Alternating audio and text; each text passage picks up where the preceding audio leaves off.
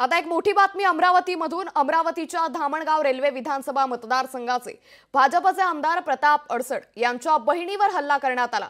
सातेफळ फाट्यावरून जात असताना अज्ञात हल्लेखोरांनी गाडीवर हल्ला चढवला असल्याची माहिती आता समोर आली आहे। या हल्ल्यात आमदार प्रताप अडसड यांची बहीण अर्चना रोठे जखमी झाल्यात। चांदर रेल्वे इथे त्यांच्यावर प्राथमिक उपचार सुरू असून पुढील उपचारासाठी त्यांना अमरावतीमध्ये हलवण्यात आल्याची माहिती देखील आता समोर आली आहे। त्यामुळे प्रताप अडसड यांच्या बहिणीवरती हा हल्ला करण्यात आलाय।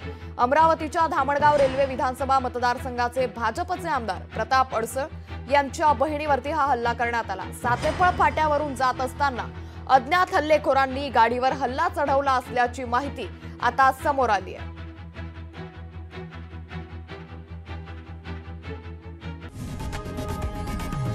लोकशाही मराठी ऐका, पहा, जागरूक रहा।